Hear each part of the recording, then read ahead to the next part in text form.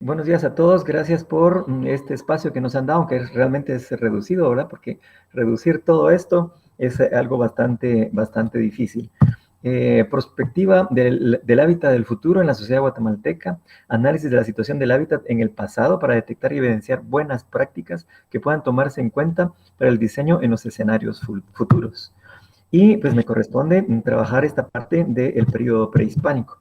Trataré de resumir en 10 minutos algunas formas de habitar en nuestro territorio durante varias decenas de miles de años. Durante milenios, el territorio conocido ahora como Mesoamérica fue el caldo de cultivo de una de las más grandes civilizaciones de la humanidad, la cultura maya. No fue casual que esa área fuera la que sirviera de sede para un grupo nómada que al pasar por ahí y reconocer sus características, decidiera cambiar la tradición errante que los llevó por otra que les permitiera quedarse. Sin duda, las características geomorfológicas se combinaron con una específica flora y fauna que otorgaron la suficiente cantidad de proteína como para alimentar a un pequeño grupo social de forma permanente. Tenemos esta imagen del territorio kárstico que caracteriza a parte de la zona mesoamericana que estaremos viendo. Resumir en 10 minutos esto, pues realmente es difícil. Si vemos este cuadro de épocas y sus características, hay una época arcaica que vemos allí que duró aproximadamente 12.000 años, a partir del momento en el que el ser humano se radicó en el territorio mesoamericano. 12.000 años antes de lo que consideramos el periodo preclásico, que ya está como el germen, digamos, de lo que va a ser un futuro desarrollo. Ese periodo arcaico de 12.000 años o 14.000 años, la verdad que las fechas van cambiando, es un periodo en el que hubo ocupación en el territorio, pero la evidencia es muy difícil poderla distinguir. Sin embargo, estamos trabajando también con investigaciones de ese periodo. Ahora, el periodo que normalmente decimos prehispánico, que es el preclásico, clásico y postclásico, estamos hablando de casi 4.000 años, ¿verdad? Casi 4.000 años de producción cultural y de construcción arquitectónica y urbana que, pues, resumir en los 10 minutos va a ser muy difícil. Contra el contacto, ¿verdad? El choque cultural para acá, que estamos hablando de 500 años aproximadamente. Entonces, imaginemos 18.000 años que debo resumir en 10 minutos, ¿verdad? Contra los 500 años posteriores.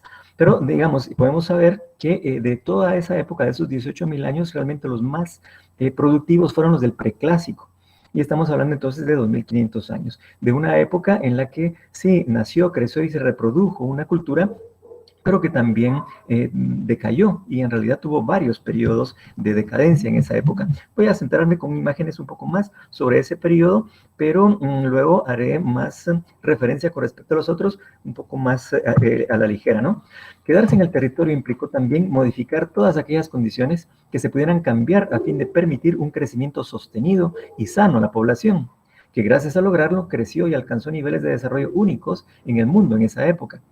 Estos aspectos tecnológicos de agricultura, astronomía, arquitectura asociados se convirtieron en los cimientos de la más grande civilización del continente americano. Mucho se ha discutido sobre quiénes fueron los primeros, si los olmecas, los mayas, los zapotecas, a generar esa cultura preclásica.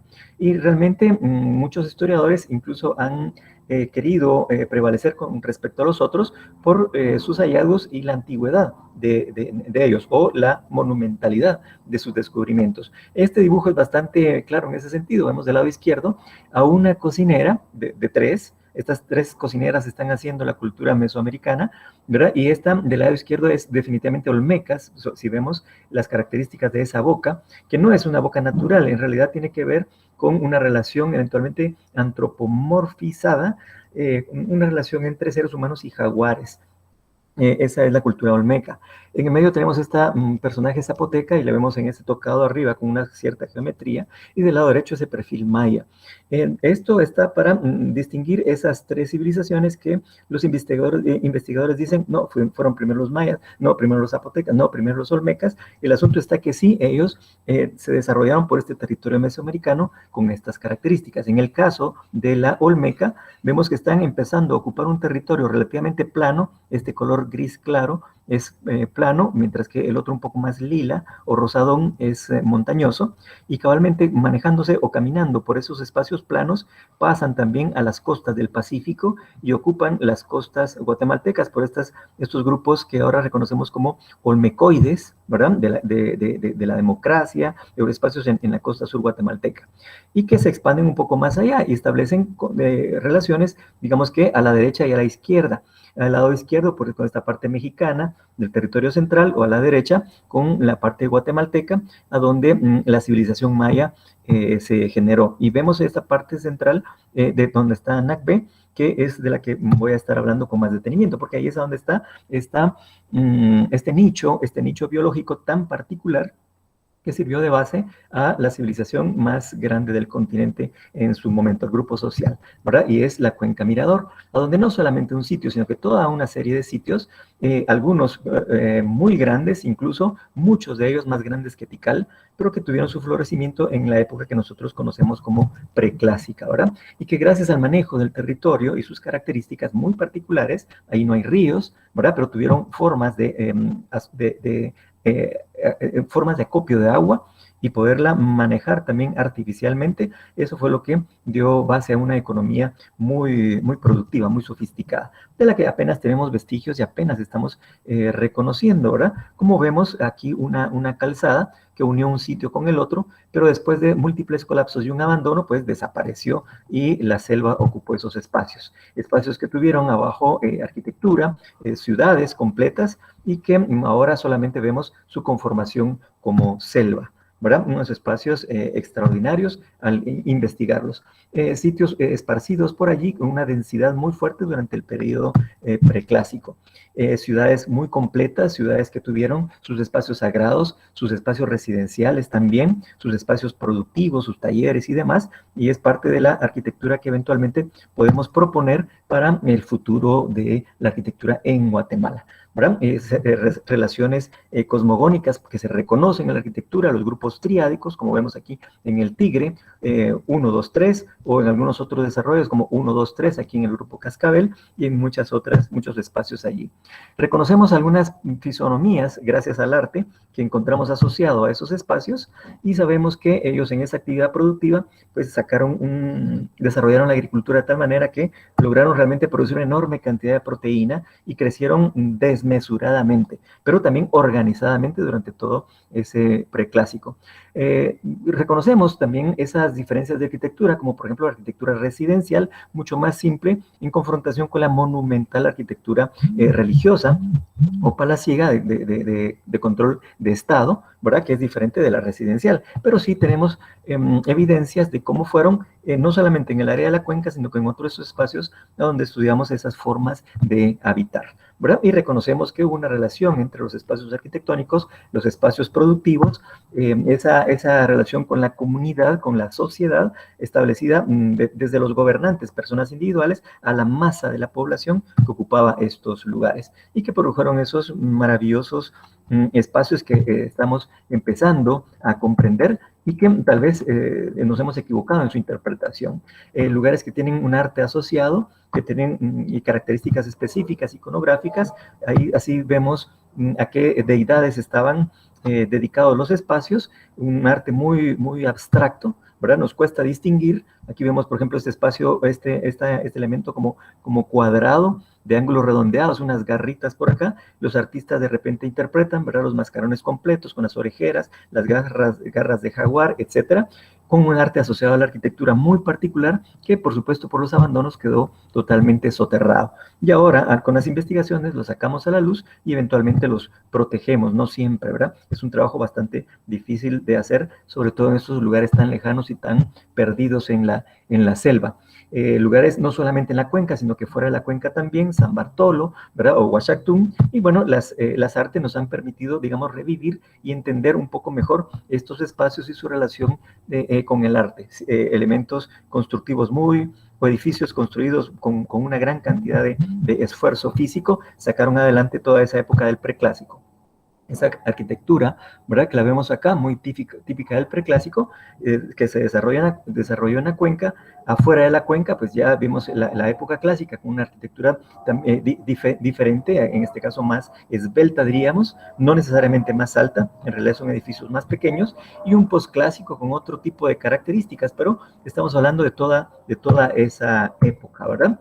Y la arquitectura residencial en realidad se mantuvo y se mantiene aún. Entonces, si estamos hablando de varias decenas de miles de años de ocupación y que se mantienen esos patrones arquitectónicos, sobre todo residenciales, pues algo bueno han de tener. Y algo podemos sacar de eso para proyectar una futura arquitectura.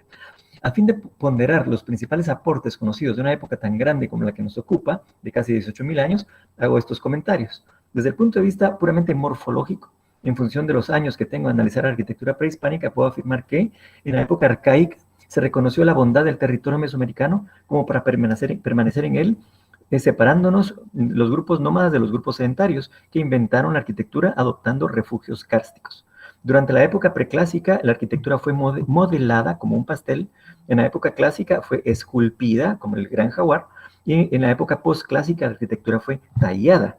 Y desde el punto de vista funcional, en la época arcaica la arquitectura fue pragmática, primigenia, la adaptación de la cueva. Durante la preclásica la arquitectura fue icónica, intuitiva, icónica repitiendo los patrones conocidos con anterioridad. En la clásica, esos patrones se convirtieron en cánones repetitivos y en la época postclásica ya la arquitectura fue científica y cosmogónica. Tengo unos videos para señalar eso, pero creo que no va a haber tiempo para verlos y me gustaría que vieran ustedes el caso de Chichén Itzá. Los principales aportes de la arquitectura maya que pueden ser reutilizados para dotar a la arquitectura contemporánea guatemalteca de un contexto propio podrían ser, y estas son propuestas mías, 3 específicamente. 1, estudios de luz y sombra en función del tiempo y del espacio, fecha del año, longitud, latitud de la obra. Revit y estudios de soleamiento son especialmente útiles junto a conceptos como gnomón, sombra propia, sombra arrojada. Manejar eso desde el punto de vista plástico y de mensaje, ¿verdad? Es algo extraordinario que los mayas hicieron, nosotros lo hemos dejado de hacer y lo podríamos aprovechar. 2, la preeminencia del espacio exterior por sobre el interior, sobre todo para planteamientos post-pandemia y la revitalización de espacios públicos. Y 3, la calidad del texto portador de mensajes en términos de integración plástica. La arquitectura monumental maya hizo siempre uso de la relación arte y arquitectura. Con respecto al estudio de la luz y la sombra, pues yo tengo aquí unos videos y yo les voy a dejar los enlaces para que los puedan ver ustedes por su cuenta, y son esos efectos fantásticos de luz y sombra en fechas específicas en función de latitud y longitud en Chichén Itzá, en Huashactún y otros lugares. O la preeminencia del espacio exterior, ¿verdad? Por sobre el interior. Imaginemos todo el esfuerzo de una ciudad para tener solamente un camarín ahí arriba. Pues la idea era, sí, tener a alguien ahí arriba que controlaba, pero toda la multitud está haciendo uso del espacio exterior. Nosotros hemos perdido casi totalmente esa relación del espacio exterior y debemos recuperarla.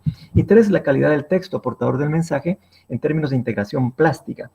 En el posclásico, por ejemplo, esa arquitectura que fue tallada pieza por pieza, colocada, puesta en su lugar en función de un mensaje, hay todo un mensaje cifrado puesto allí, pues es algo que debemos recuperar. Recomendaciones. En la actualidad, todas aquellas modificaciones del territorio y de la cultura maya no están vigentes, pero la arquitectura puede reutilizar aquellos avances que pusieron a la cultura maya antigua entre los 5 grupos sociales más importantes de la historia de la humanidad. Así, características esenciales de la arquitectura como su relación con el entorno inmediato, es decir, lugar, territorio y cosmos, la preeminencia de los espacios externos por sobre los internos, o el manejo intencional de luz para transmitir mensajes ideológicos, pueden ser retomados en el siglo XXI para producir una arquitectura contextualizada desde el punto de vista del rescate de la arquitectura de la cultura local para trascender en el mundo contemporáneo. Si la intención es la de proponer para la nueva normalidad una arquitectura contemporánea más acorde con las culturas locales y el contexto propio de nuestro territorio, entonces el estudio de aciertos y desaciertos de creaciones arquitectónicas y urbanas prehispánicas ofrece una gran oportunidad de obtener soluciones que fueron válidas durante miles de años. Investiguémoslas y usémoslas, ¿verdad? Si lo hacemos, y aquí esta escena de Huashactún que en algún momento compartí con Raúl, que me la solicitó y no la encontraba, le mandé unas imágenes que no eran muy buenas, ¿verdad? Pero si lo hacemos de alguna forma, pues la arquitectura guatemalteca renacerá. Aquí vemos en el complejo conmemoración astronómica de Huashactún esa en relación de la vista del nacimiento del sol en una época específica. Muchas gracias. Con el propósito de tratar de resumir en 10 minutos todo este escenario de cómo habitábamos desde la época de la colonia hasta la parte dictatorial. Y un poco sobre cómo fue el planteamiento hacia reflexiones críticas. Voy a hacer una narrativa, tal vez no como los historiadores lo dan desde el punto de vista romántico, más bien un poco analítico y crítico a los acontecimientos y lo que esto nos condujo como fenómeno y producción arquitectónica. Y yo en principio, pues le llamaría como dramático, ¿verdad? Debió haber sido un momento dramático aquel acontecimiento, no solo por la parte de lo que la conquista trajo, digamos, hacia la vida y hacia el ser humano de aquella época, sino que hacia la forma de vida o hacia la forma de habitar. ¿Y por qué lo digo, verdad? Precisamente por lo que el doctor Danilo Cayén expresaba, ¿verdad? La disposición arquitectónica de los edificios, digamos, la forma de habitar el entorno, el espacio exterior, y traducirnos, digamos, a una habitabilidad distinta. No olvidemos que el primer asentamiento pues se da en Panchoy, ¿verdad? En Almolonga, perdón, y recordemos que de un asentamiento militar empiezan a hacerse las primeras producciones arquitectónicas. Una disposición de ciudad que no se concluye y que posteriormente va a ser abandonada por condiciones de territorio. El desconocimiento del territorio, la topografía menuda, el entorno natural, los volcanes, el clima, la lluvia y demás, digamos, van a producir un desastre que al final de cuentas se va a traducir en el abandono de una ciudad hacia la gestación de una nueva. Y el propio desconocimiento territorial los va a llevar también a un segundo abandono para lo que va a ser el asentamiento en el Valle de la Ermita, ¿verdad? Entonces, ahí ya nos vamos dando cuenta de consecuencias dentro de esta habitabilidad que fueron dramáticas, no solamente para la gestación de ciudad, sino que también dramáticas para el abandono, porque no debió haber sido fácil para el ser humano dejar su forma de vida, su forma de habitar. El segundo tema que veo es el tema de la habitabilidad.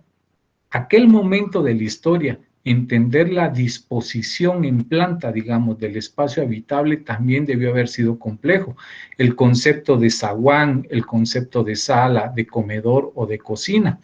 Las condiciones, digamos, como por ejemplo el jardín o patio de hortaliza, los animales de granja y los animales domesticados, la conducción de agua, la mera forma de construir entre materiales locales.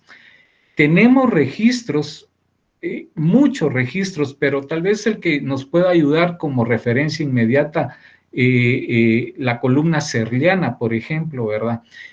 Cómo llega, digamos, a lo que va a ser lo que hoy es Antigua Guatemala y se va a producir y reflejar en arquitectura. Tipologías estilísticas, aspectos a los cuales no estábamos acostumbrados y que también nos llevan al sometimiento a partir de la religión. Entonces, por eso es de que yo lo relaciono a esa parte que debió haber sido una forma de vida y una forma de habitar dramática por la cantidad de acontecimientos acelerados que se dieron en la vida diaria, en la forma de vivir del ser humano de aquel momento.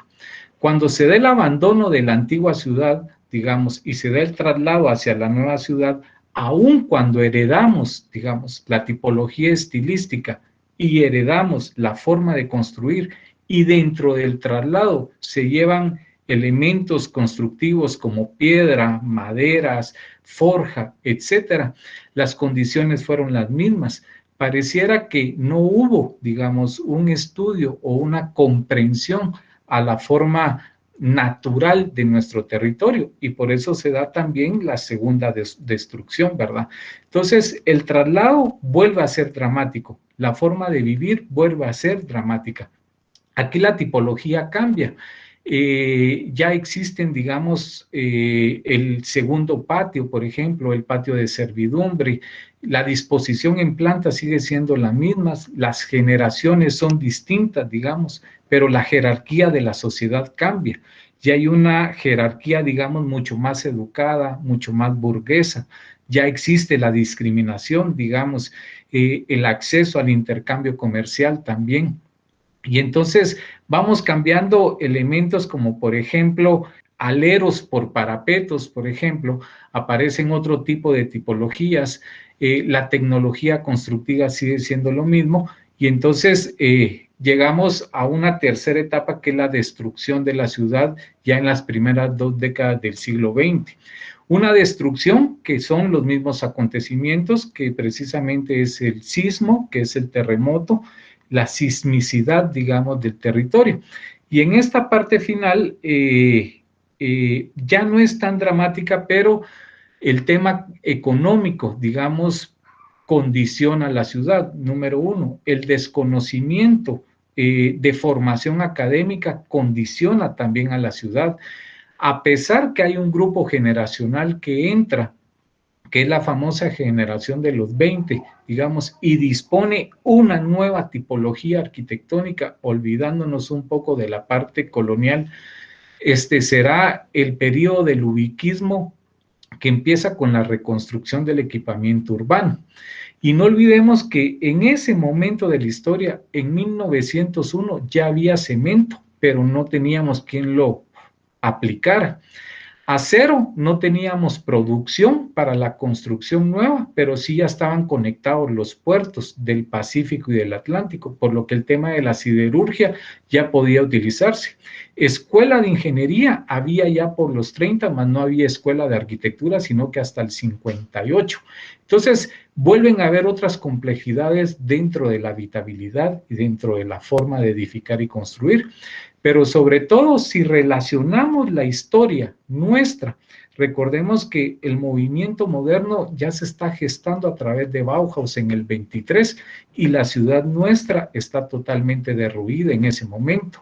Y será hasta el 31, en el periodo del ubiquismo, que se empezará a levantar la ciudad desde el punto de vista del equipamiento, con conocimiento, con formación académica, con nuevos profesionales.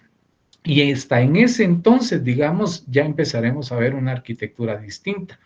Ya se conoce, digamos, una mera forma de construir.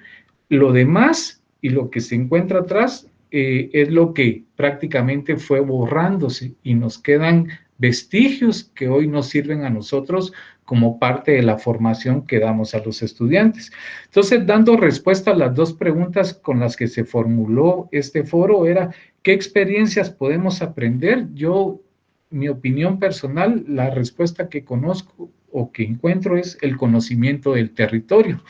Y con la otra pregunta de cómo podemos aplicar los conocimientos, yo creo que no al empirismo, sí a la formación, el uso de los nuevos recursos y el conocimiento de nuevas tecnologías pueden cambiar nuestra forma de habitar. Creo que con eso, pues, resumo, digamos, toda esta parte histórica de la habitabilidad humana desde la colonia hasta la dictadura. Buenos días a todos. Es un gusto también poder compartir un poco de nuestra experiencia y nuestras vivencias. ¿Cómo habitamos? Realmente el periodo en el que voy a tratar de sintetizar es el periodo moderno. Pues vamos a referirnos al tema histórico, ¿verdad? Entonces, hay un dicho ahí que la arquitectura es testigo de la historia, y esto lo que quiere decir es que la historia de alguna manera forma también todo ese escenario para que la arquitectura se dé, ¿verdad? Entonces, ya hablábamos ahí un poco de los periodos y los cambios que ha sufrido nuestra nación, ¿verdad? Y pues básicamente la modernidad se establece un principio en nuestro país, que es con la revolución de octubre del 44, ¿verdad? Después de todos los hechos históricos ahí que se dan. Y a esta revolución se le conoce como la primavera democrática, ¿verdad? Arévalo como el primer gobierno realmente de la revolución, y que empieza a generar ciertos cambios, generan pues de alguna manera también cambios en la manera de vivir, porque pues es en la manera en que nos están gobernando, ¿verdad? Luego el gobierno de Arbenz también y la contrarrevolución, ya sabemos que pues es prácticamente derrocado por Castillo Armas con el apoyo de los Estados Unidos, ¿verdad? Y de alguna manera la contrarrevolución corta, dijéramos, esa primavera que venía gestándose, ¿verdad? Me gustaría, de toda esta parte histórica, digamos, el citar algo de lo que Arbenz dijo en su discurso de renuncia, ¿verdad? Cuando se ve obligado a renunciar, y dice: nuestro único delito consiste en decretar nuestras propias leyes y aplicarlas a todos sin excepción. Hemos sido condenados porque hemos dado a la población campesina tierra y derechos.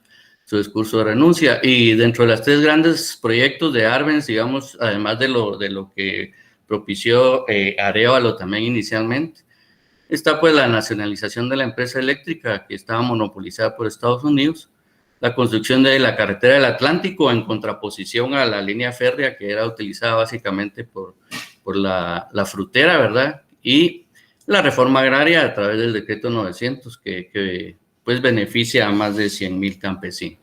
Entonces, en este contexto, digamos, se inicia lo que podemos llamar el periodo moderno, pero sumado a esto, un conflicto armado interno, ¿verdad? Que empieza a gestarse en 1960 en la parte histórica, aprovechando, digamos, ese levantamiento de 1960 y el descontento de algunos militares jóvenes y de la población también. Entonces, en este contexto histórico, digamos, entra la modernidad, ¿verdad?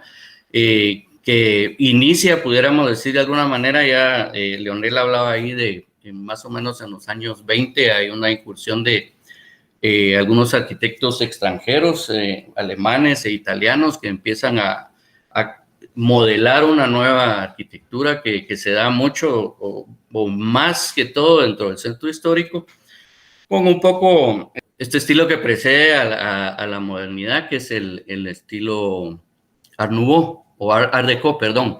Entonces, pero en estos primeros años, digamos, en los años 50 más o menos, luego del regreso de algunos profesionales de estudiar al extranjero, que dicho sea de paso fueron los que consolidaron la creación de la Facultad de Arquitectura, ¿verdad? El arquitecto Montes, Euler, el arquitecto Aycinena. Hay una gran inversión pública, de hecho aparece a inicios el centro cívico, ¿verdad? Y pues el campus también de la Universidad de San Carlos como como imagen, digamos, del aparecimiento de esa modernidad. Entonces, dentro de eso aparece una concentración de la educación, por un lado, con la universidad en un campus, y de todo el tema de las gestiones administrativas, con un centro cívico también que de alguna manera genera ahí ese gobierno local, digamos, que permite. Sin embargo, en términos de inversión pública, digamos, es muy poco realmente lo que se hace en esta parte moderna, dijéramos, a pesar de que sigue creciendo a nivel de edificaciones y la apertura también de la Sexta Avenida, a atravesar la 18 calle, ¿verdad? A través del Calvario, pues eso ayuda a que haya un crecimiento hacia el sur de la ciudad, pero aparece otro tema importante también a raíz de este problema del conflicto armado, que es una estratificación, digamos, de las capas sociales, y entonces, aunque siempre se han mantenido dentro de la historia, pues aparece esta parte en la que se estratifica más en capas, ¿verdad? Entonces ya dentro de los pudientes, digamos, y la burguesía, pues hay niveles también, y también dentro de la clase media y la clase baja también. Aparece en agosto del 58 La Limonada, ¿verdad? Como el primer asentamiento precario, ¿verdad? Ya antes, en 1930, había aparecido la colonia la 25 de junio, que está enfrente a las canchas de la 12 Avenida, ¿verdad? Y se le conoce como la colonia del Cartero también, y que en tiempo del presidente Chacón fueron hechos algunos de estos proyectos. Y en esa misma época, también en el 32 más o menos, fue que se expande la ciudad hacia el sur, cuando pues abren prácticamente, cambian de lugar la iglesia del Calvario y abren el cerro, digamos, para que se expanda la ciudad. Y dentro de esta estratificación, pues aparecen las vías o los chalets en toda la parte de la zona 9, zona 10, ¿verdad? La avenida Reforma, ya más o menos en los 60s, y pues generan de alguna manera, por decirlo de una forma, dos diferentes maneras de habitar. La manera en que habitaba la clase más pudiente, que de alguna manera la mayoría salen del centro histórico y se van a vivir a estos chalets, ¿verdad? Y luego la clase media, que empieza a resolver, dijéramos, su problema de habitabilidad en lo que aparece como las colonias inicialmente, ¿verdad? En 1930 aparecen las colonias Tívoli, el Barrio Moderno, las Victorias, Jocotales, Cipresales, la colonia Centroamérica, la colonia Betania, en tal sentido que para 1953 habían más o menos 67 colonias en la ciudad de Guatemala. Entonces, ¿qué pasa? Que la clase media empieza a vivir, digamos, se cambia su manera de vivir, tal vez trayendo un poco a los dictados de Corbusier, ¿verdad? De la máquina para vivir. Realmente estas colonias empiezan a ser como máquinas para vivir, todas con un solo molde, con un solo modelo, bajo un sistema mucho más racional, funcionalista, ¿verdad? Y pues entonces esa es la manera en que habitan, digamos, de alguna manera estas clases, ¿verdad? Entonces hay una desgregación. Aparecen los primeros centros comerciales, de hecho el centro comercial Montúfar más o menos en 66, 67, ¿verdad? Y para 1985, digamos, ya habían más o menos 60 centros comerciales dentro de la capital, ¿verdad? Es decir, que aparece un nuevo modelo de comercio también, que no es que desplace a los mercados de barrio, los mercados cantonales, sino que más bien como otra forma de plantear, digamos, el comercio dentro de esta vida moderna, si le pudiéramos llamar. Aparece también la colonia 1 de Julio en el 69, ¿verdad? Más o menos 5,000 viviendas en la época del presidente Méndez Montenegro, ¿verdad? Colonias muy densamente pobladas, ¿verdad?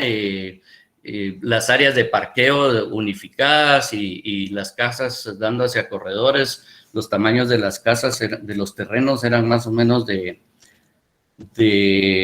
por aquí tenía el dato, pero tenían creo que 8 por 14 más o menos los lotes dando a callejones. Entonces es una forma de vida también con casas igual muy funcionales, pero que cambian de alguna manera el modelo que traíamos de la colonia, ¿verdad? Y el asentamiento del centro histórico también de la ciudad de Guatemala. Entonces empieza a haber una ocupación también de la periferia, ¿verdad? El terremoto del 76, que también tiene efectos, digamos, en esta parte y cambia de alguna manera los modelos y los sistemas constructivos también, ¿verdad? Entonces, esto de alguna manera va modificando también la forma de habitar, ¿verdad? Entonces, la explosión, cómo llegamos a todos los suburbios, ¿verdad? Cómo aparecen ciudades dormitorio que empiezan a alimentar a la capital, digamos, también con muchas personas que solo van a dormir a sus casas y regresan. En aras del tiempo voy a pasarme a las conclusiones. Las conclusiones serían que las condiciones cada día empeoran a nivel de habitabilidad y de la forma en que habitamos. Tenemos cada vez un mayor déficit de vivienda, sobre todo para las clases desposeídas, un pésimo sistema del transporte público, un alto déficit de habitación, viviendas cada vez más pequeñas, ¿verdad? Con sus problemas de espacios, altos costos de construcción, falta de atención a los más vulnerables, una especulación inmobiliaria por el lavado de dinero, y a mí me lleva siempre un poco a esta imagen, ¿verdad? Los supersónicos. ¿Quién se iba a imaginar? Son caricaturas con las que yo crecí, que estuviéramos viviendo de alguna manera, digamos, ya esta época. Entonces, como conclusión también, que todos estos periodos nos sirvan para adelantarnos un poco y ver a quiénes realmente vamos a formar para el futuro. Muchas gracias.